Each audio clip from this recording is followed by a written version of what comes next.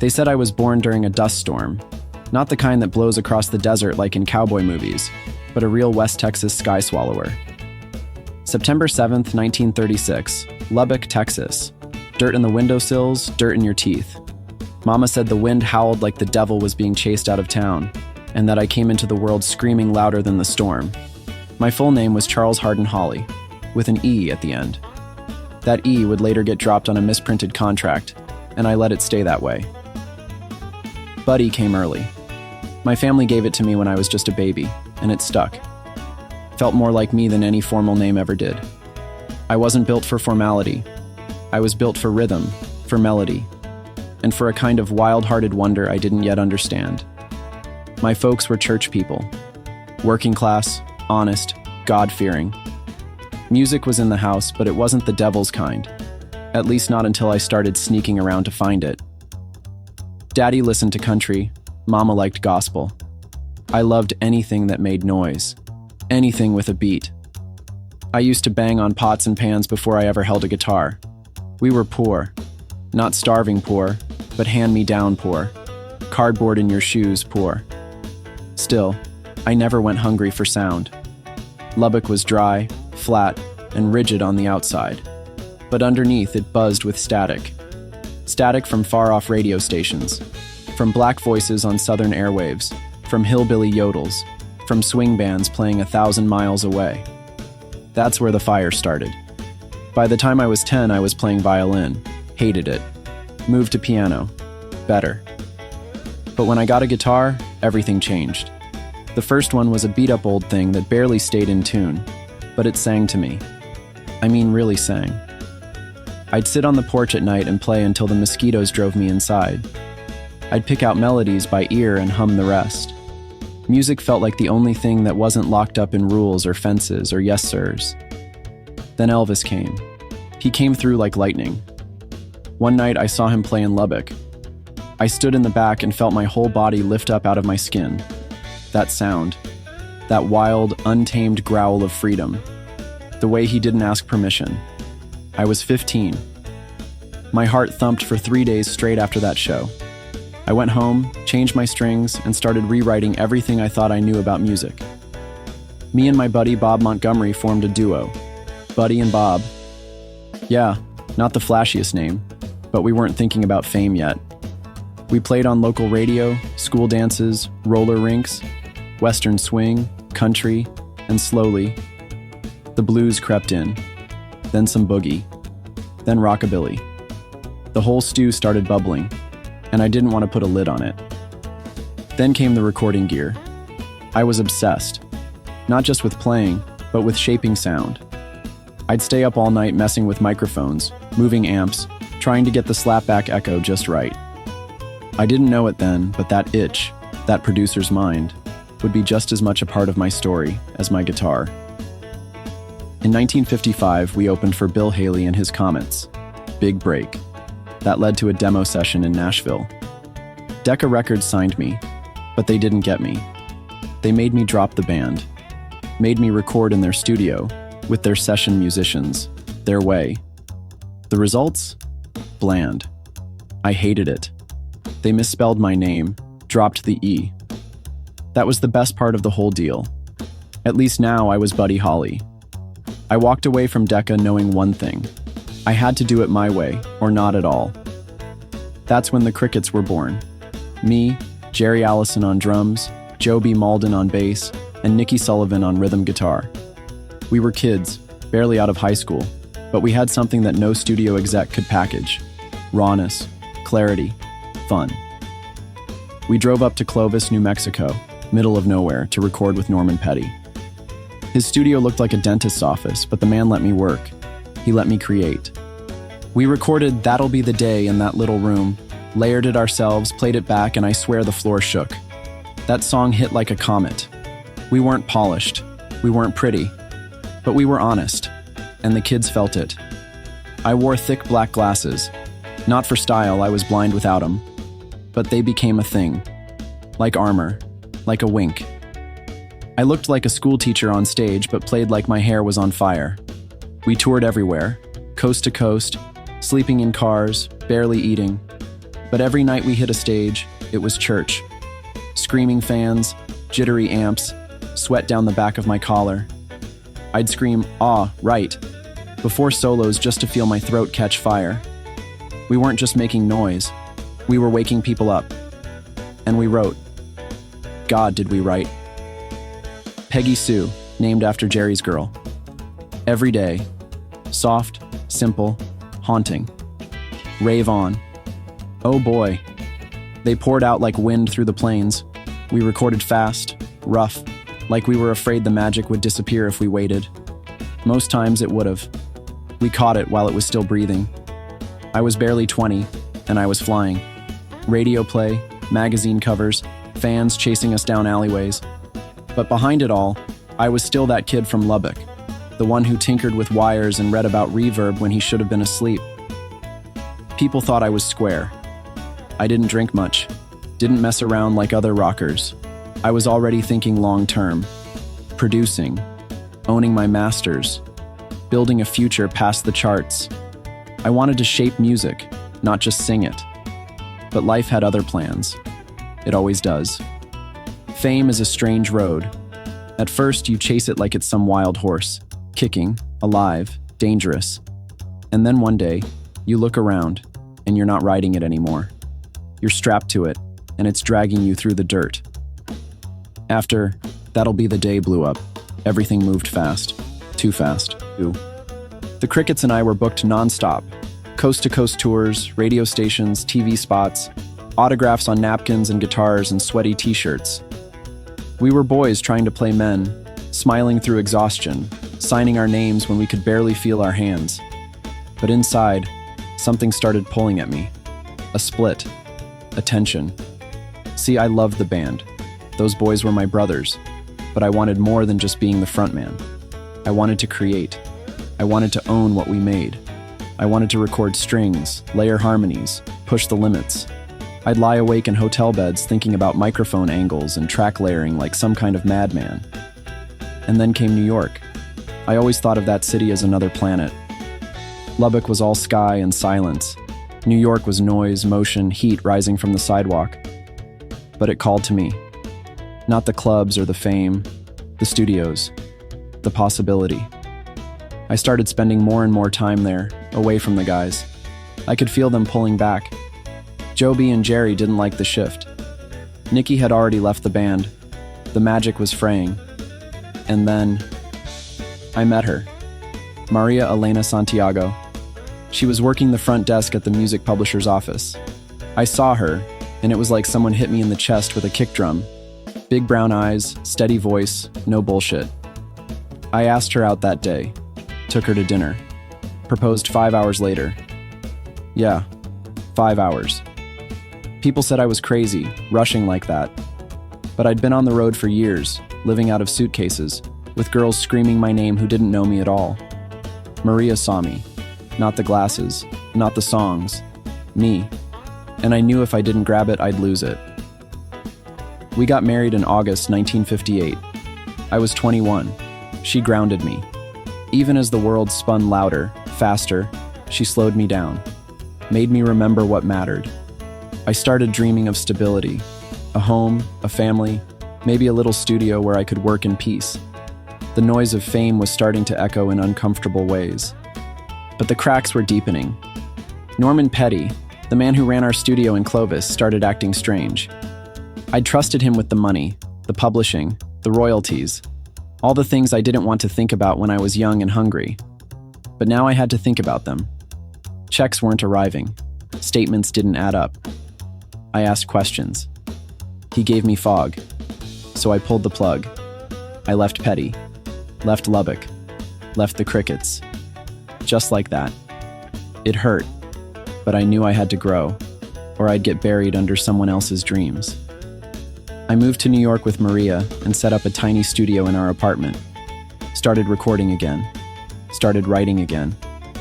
The music came back like blood rushing into a numb hand.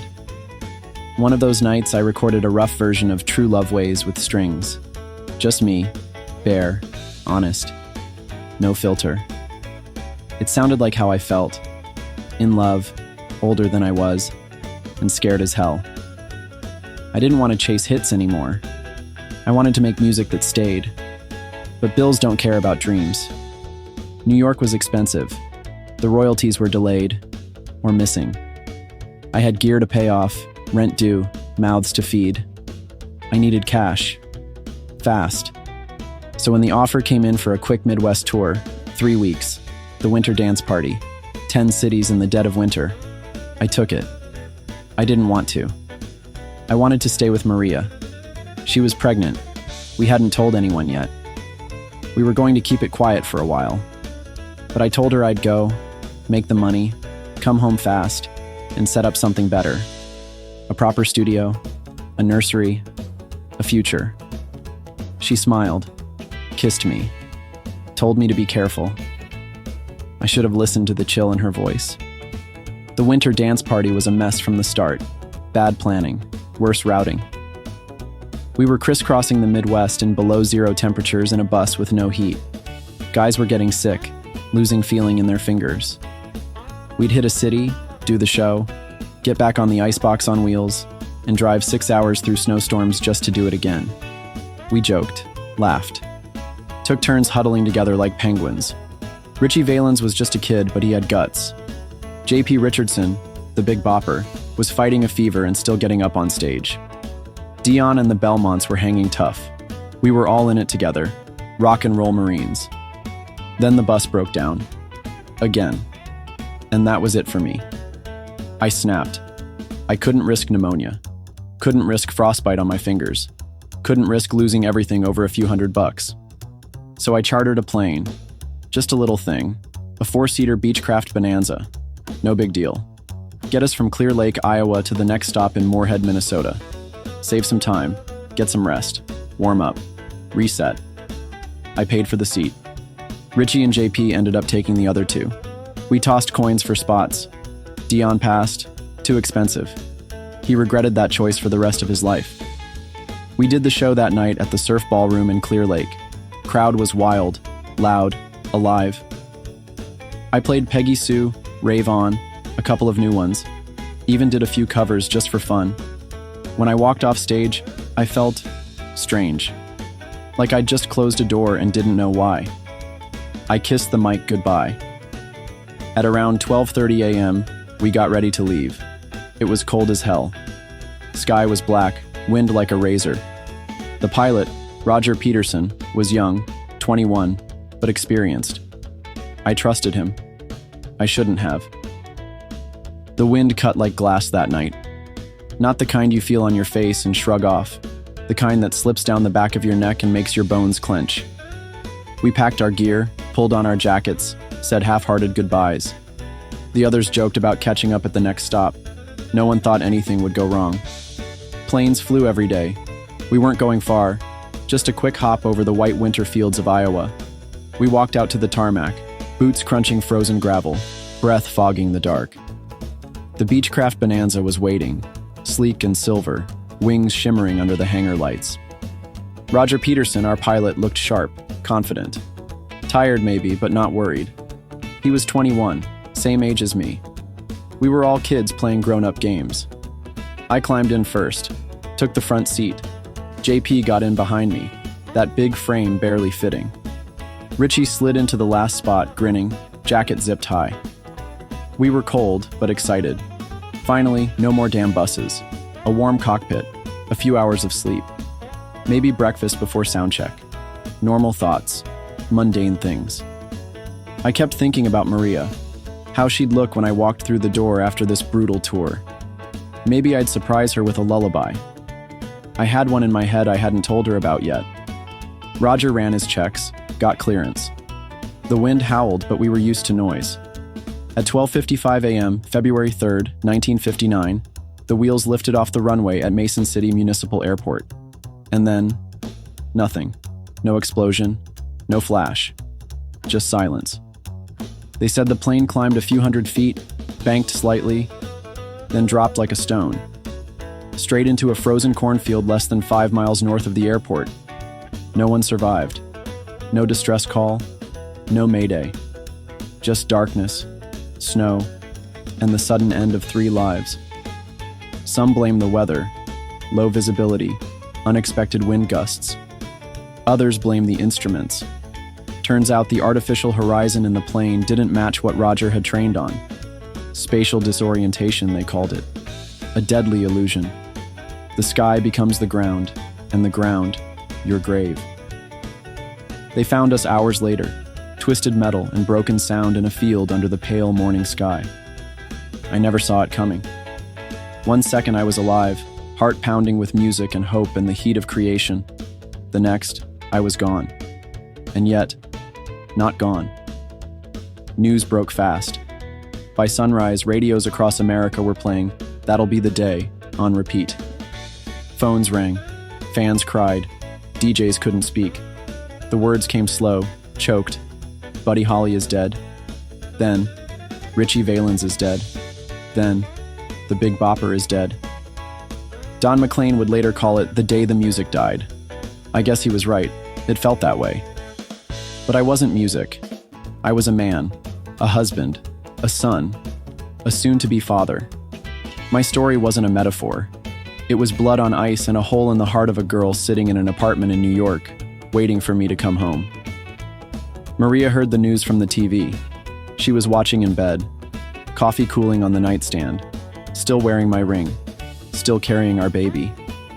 The screen flashed our names. She collapsed before the words finished scrolling. That same day, she lost the baby. Stress, they said. Trauma. Heartbreak. She buried 2 parts of herself before noon. They never let her attend the funeral. Too emotional, too fragile, too much. That's what the label said. Protect the image. Keep her quiet. Let the press have their headlines without the reality bleeding through. I was buried in Lubbock, Texas, under a modest headstone that read, Buddy Holly, September 7, 1936, February 3, 1959. In loving memory, our darling, we miss you. They spelled my last name wrong. Used the old version, the one with the E. The same way Decca got it wrong when I first signed. Life comes full circle, I guess, even in death. And then the aftermath began. Fans swarmed record stores. My music sold like wildfire. Songs that barely charted before hit the top 10. Labels scrambled to release new Buddy Holly material. Demos, half-finished takes, alternate versions. Some of it was raw, some of it they edited without me. Added strings, overdubbed vocals, True Love Ways, Learning the Game, Moon Dreams, all poured out posthumously. I became more famous after I died than I ever was when I was breathing. I became a symbol, a cautionary tale, a martyr of youth. The boy with the glasses who flew too close to the sun. Elvis wept. The Beatles later said I was their blueprint. Lennon wore his glasses because of me. McCartney bought the rights to my catalog. Dylan said I made him want to write. The Rolling Stones covered my songs. Springsteen called me the beginning of it all. I was barely 22. No retirement. No second act. No farewell tour. Just a small plane in the dark. A field in Iowa. And a silence that stretched across generations. And yet, I'm still here. In jukeboxes and drive-ins. In the way a kid strums a G chord and dreams about leaving his hometown. In every pair of thick-rimmed glasses worn with pride. In the crackle of an old 45 spinning under a dusty needle.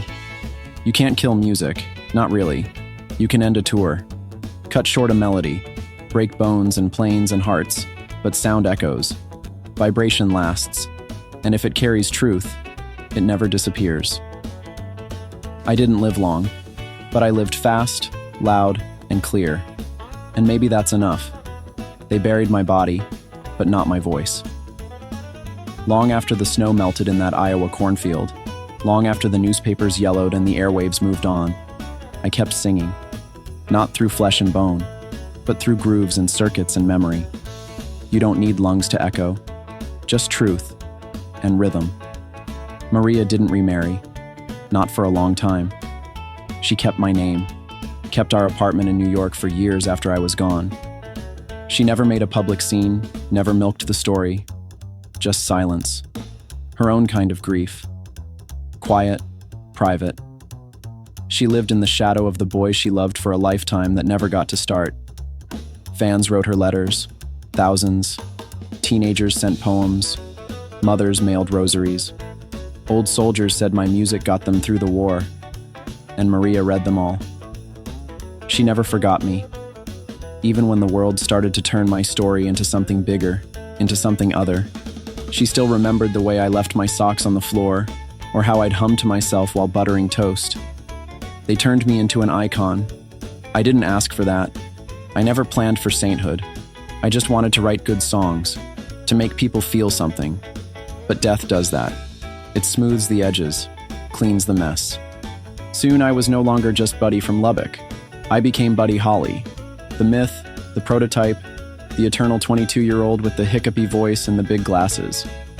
A few years after I was gone, the world exploded. The 60s came. Beatles, Stones, Dylan. They all mentioned me, not politely, not as trivia, as origin. They said I gave them permission to be weird, to write their own songs, to produce, to push back against the system, because I was the first major artist who fought for creative control, who produced his own tracks, who understood that the studio wasn't just a place to record, it was an instrument. McCartney later bought the rights to my publishing catalog, not for business, for preservation. He said he owed me. So did Keith Richards. So did Tom Petty. So did Elton John. And the sound, my sound, kept coming back. You hear it in the clean, jangly guitars of college rock in the 80s, in the nerd-chic look of every bespectacled singer-songwriter, in every track that starts with a slapback echo and a 3-chord intro, in every cover of Rave On, Every Day, or Words of Love. Those little skeletons of songs I stitched together in a motel room with a pencil and a pocket knife for a capo. They made movies about me. Some were honest, some were messy. Gary Busey played me once, even got an Oscar nomination. That was surreal. My mother watched that film in Lubbock and wept. Not because of the acting, because someone remembered, because someone cared enough to turn the name back into a boy again. Graceland became a shrine. But so did my grave. They built statues, wrote books, covered my music in 20 languages, named streets after me, schools, awards, tribute albums. But I'll tell you what meant the most. In 1986, I was part of the very first class inducted into the Rock and Roll Hall of Fame. Me. A kid from a flat town with dusty shoes and a Stratocaster that was always a little out of tune. I stood there next to Chuck Berry, Elvis Presley, Little Richard, Ray Charles, James Brown, Sam Cooke, Jerry Lee Lewis, the Everly Brothers, giants. And somehow, I was one of them. But the truth is, I never felt like a giant. I felt like a boy who never got the chance to grow old. A songwriter with a stack of demos that never saw daylight. A husband who never got to hold his child. A dreamer mid-sentence, cut off by an engine, a snowdrift, and silence. I missed the rest of my life. The albums I never made. The tours I never headlined. The fights with record labels I would have loved to win. The late-night writing sessions. The first gray hair. The wrinkles around Maria's eyes. The Christmases. The birthdays. The quiet moments between applause. But even in that, there's a strange kind of peace. Because not everyone gets remembered. Not everyone gets carried in vinyl, in playlists, in the hearts of strangers who weren't even born when your plane hit the ground. I didn't get time, but I got echo. And that might be enough. To anyone out there hearing my story now, through whatever screen or speaker or memory, know this. I wasn't perfect. I was scared. I doubted myself more than I admitted. I got angry. I got tired. I wanted to quit sometimes, but I loved what I did. I loved music, not fame, not money. The sound, the feel of a note bending under your finger, the way a lyric hits you like lightning on a quiet night, the way rhythm can hold a broken heart together. That's what I lived for. And even now, decades later, if someone puts on one of my songs and smiles, dances, or cries, then I'm still here. I never really left. Not bad for a Texas boy with a guitar and a little too much echo.